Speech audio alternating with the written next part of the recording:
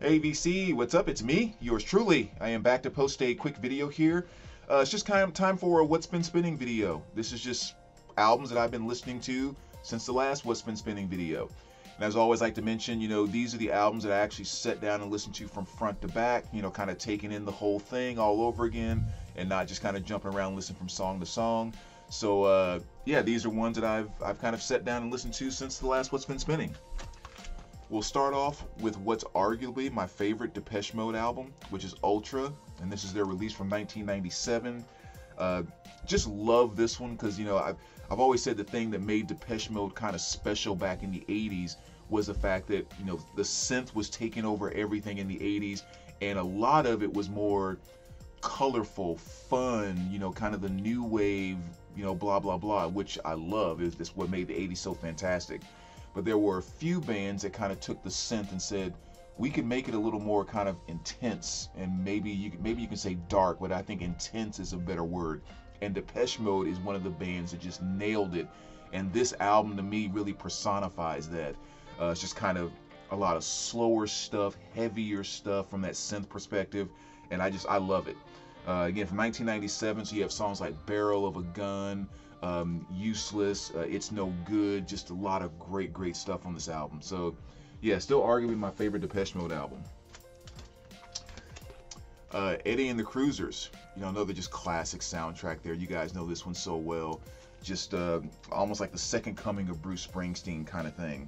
I've always said to this day that I think John Cafferty releasing this, I shouldn't say releasing this, but it coming out through the soundtrack of Eddie and the Cruisers was almost kind of a negative for his career, because I think the songs are so great, album is so great, but I don't think he got the association to it, because I mean, if this just came out as a studio album at that time, it just would have been freaking awesome. But of course, the movie also gave it a lot of clout too. But anyway, fantastic album, whole nother video. One of my favorite live albums, because those of you who followed me for a while know that I'm not a big fan of live albums, but Rush, A Show of Hands, just a fantastic album. I mean, I love the recording. I love the fact that a lot of times in the album you can't, I mean, if you didn't really know Rush, you wouldn't be able to tell if it's a studio recording or a live recording. But it's just, I just love it, especially the version of Time Stands Still on this. I think it's fantastic. And I mean, the Manhattan Project, and just, again, I can spend too much time on each album because I have quite a few down here. But another fantastic spin right there. Natalie Merchant, and this is Keep Your Courage. This is her release from 2023. Cool 2 LP set. I mean, it's Natalie doing Natalie. Song for song, it's not going to automatically be one of my favorite albums by her, but this is one of those ones where if you love Natalie, the minute you hear her voice and hear her delivery, it's just magic just flows through that in and of itself. And I think that's kind of what I get from this particular album. So if you're a Natalie Merchant fan, definitely make sure you check it out. Little Orange Juice, and this is Rip It Up, and this is their release from 1982. Probably most notable, Edwyn Collins this is one of his early bands. And for those maybe don't know Edward Collins, you probably remember that hit song from the 80s, A Girl Like You.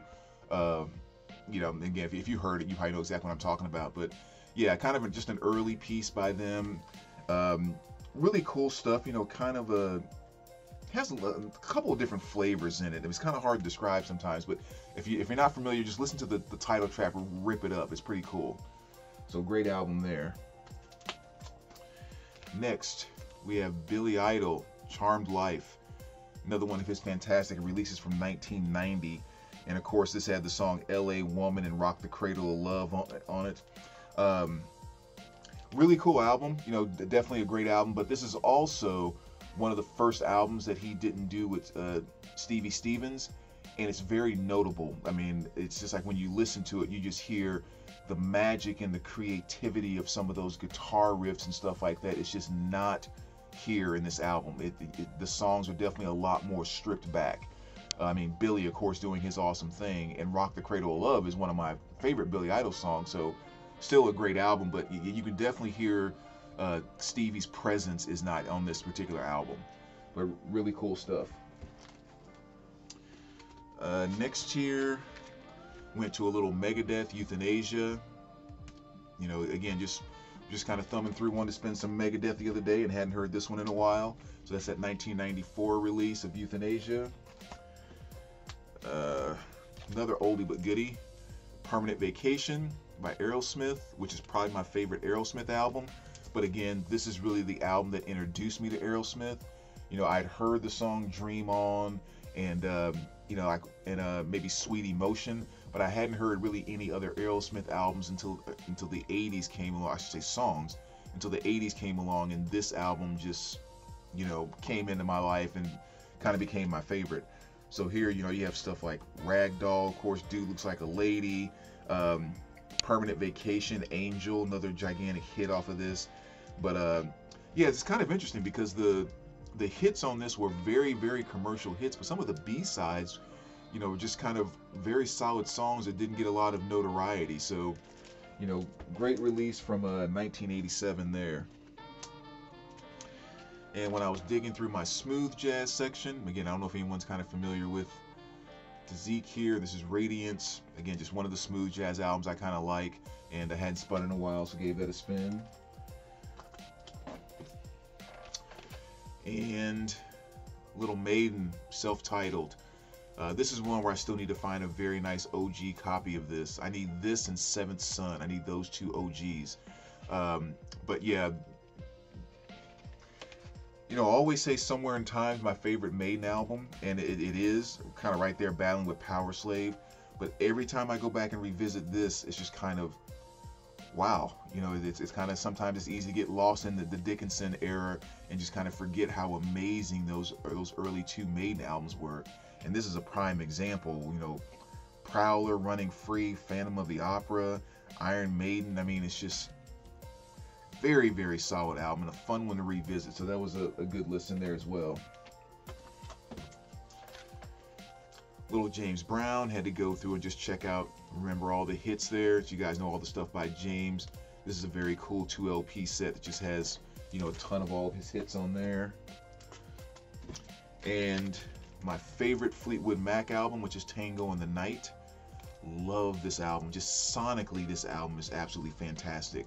And then on top of that, you add in, you know, the songwriting, and you add in, you know, the stuff that only Fleetwood Mac can do. And this to me is almost the perfect mixture between Fleetwood Mac doing their 70s type of thing, but incorporating all the 80s sounds and synths and blah, blah, blah, blah, blah. And it just comes together perfect in this album. And Seven Wonders is just, man, that song just sends me to magical places. I mean, you can never get tired of listening to that album. And one of the greatest hip-hop albums of all time, the DOC, No One Can Do It Better. Fantastic piece right here.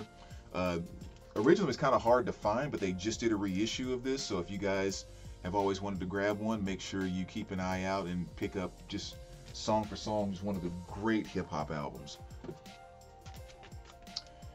Nick Gilder, City Nights, another very cool album. A big hit off of this is Hot Child in the City, which is a fantastic song. Great mixture of kind of like a 70s rock and even kind of a Motown flavor in it with some of the guitar licks that are in it. But absolutely love it. Great storytelling in that song. But overall, what I would say about this album is if you are a Cheap Trick fan and you are not familiar with this album, definitely check it out, because it'll seem like a slightly mellow Cheap Trick type of album. So another great one there. Oh, picked up two there. Jennifer O'Connor, Here With Me. I'm not quite sure what to say about this album. Picked this up a long time ago. There was the song The Church and the River was featured in the movie, in the TV show Sons of Anarchy.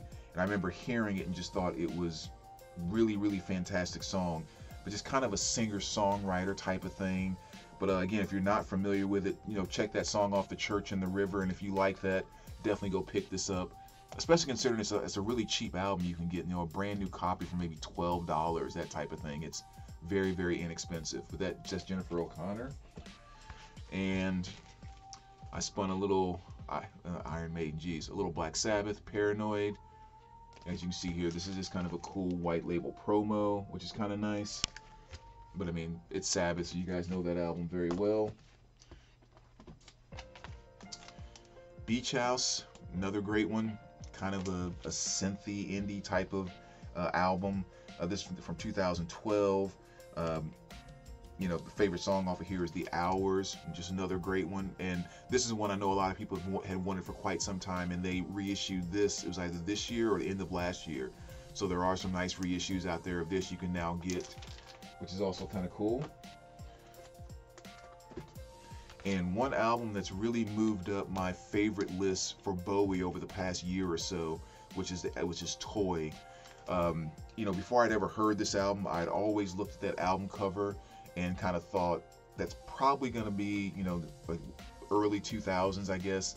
You know, it's probably going to be David doing some just weird, I'm artsy, I'm creative, I'm, you know, I'm blah, blah, blah. And just thought it was like a bunch of weird stuff. But it's actually a pretty accessible type of album with stuff just kind of very poppy, just kind of very straightforward in a lot of ways. And especially my favorite song off of here, which is the title track, Toy, Your Turn to Drive. I mean, that worked its way up into one of my top 10 favorite David Bowie songs just like that. So yeah, this is an awesome album that just really and completely shocked me. You know, so that's another great one. Another one I haven't visited in quite some time, Love and Rockets, Earth, Sun, and Moon. And this was a great listen. I haven't listened to this album in a few years, actually. So to pull it out and revisit it the other day was awesome. That entire first side just kind of reminds me of what was so great about the 80s. It's just, you know, some new wave flavor, some Jesus and Mary Chain flavor. You know, just what was great about the 80s. This came out in 87. And of course, you know, the big song I remember from this when I was a kid, which was the song Lazy. But yeah, that was a great revisit. Great spin. And then Talking Heads here. Again, I won't go into much detail about this, so you guys kind of know that. That's their release from 1985. Accept, Midnight Highway. That was a good spin. Another Accept album I hadn't thrown on in quite some time, but that was a great one. Along with Murder Was the Case. Kind of some early Snoop here from 1994. And you know, there's again another one I just kind of forgot about in terms of hadn't spun it in a while, so kind of forgot about a few of the songs on here. One of my absolute favorites, or two of my favorites, which is Natural Born Killers with Dr. Dre and Ice Cube. Fantastic track on here. And then Dollars and Cents by DJ Quick, which was kind of one of the notable diss songs of the day as well, with him going after MCA on that. But again, another cool album there. I hadn't spun in a while. JJ Grey, I'm still having a hard time with this album. It's so weird because, like, I've listened to it 2 or 3 times. When I listen to it, it's almost like, okay, I'm not sure this is something I necessarily like that much, so maybe I'll get rid of it. But I'm catching some magic in there, but I don't know if I really like it. But I'm catching some, and it's like I keep teetering with it in some way, shape, or form. It's kind of weird. But maybe the fact that I've listened to it 3 times is kind of saying something. But I don't know. Maybe if any of you have heard this, give me your 2 cents on it. But that's his release from 2023. Shout Out Louds. Again, this Optica 2013 release. Kind of a synth popish, dream popish kind of group. Not sure how familiar you might be with them, but that's always a fun listen. Blues Image. This is Open, another classic from 1970. You know, again, just kind of a more mellow but kind of bluesy rock type of thing. Yeah, I can't really put like Psych in there because it doesn't quite go that far, but yeah, just another really cool album that I was introduced to actually by a VC member. And arguably my favorite Genesis album when it comes to song for song, which is Invisible Touch. I mean, Invisible Touch, Tonight, Land of Confusion, In Too Deep, Throwing It All Away. I mean, I think actually that show this last What's Been Spinning, I might have spun this then too, because I do play this album a lot. But great album there. And just got a few more here, which I'll kind of go through maybe a little bit quicker. Savage Amusement, probably my favorite Scorpions album, so that one's in there. I think I've shown that a few times in What's Been Spinning. The Velvet Underground, Loaded. This is their 1970 release, and of course this is one you guys know pretty well, with stuff like Who Loves the Sun, Sweet Jane, Oh Sweet Nothings. Definitely song for song my favorite Velvet Underground album. So really, really cool stuff there. Blue Angel, another band maybe I haven't heard people talk about as much in the VC, so I'd be curious how many people are fans of this band. This is their 1980 release, and of course this was one of the first bands that, as you can see there, Cyndi Lauper was in.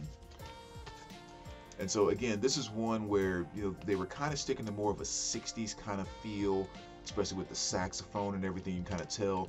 But the thing that kind of makes this one magical is when you're listening to it, you can hear those moments where you can almost tell where Cyndi Lauper was going to go. And it's like, yeah, that moment right there, that was an indication of what the Cyndi that we were going to get in the future when she, went solo and She's So Unusual and all of that was starting to hit. But a fun album to listen to. That's definitely a good visit, and that's Blue Angel. Airborne, another fantastic one. I think this is one I've shown in a number of What's Been Spinning videos. This is Running Wild, and this is just AC/DC's little brother is what it boils down to. So everything about them, AC/DC sound, AC/DC rhythms, AC/DC, just guitars, effects and everything. Like it's like they don't hide anything about it. So if you haven't heard this album before, this band in general, if you are an AC/DC fan, you must check out Airborne.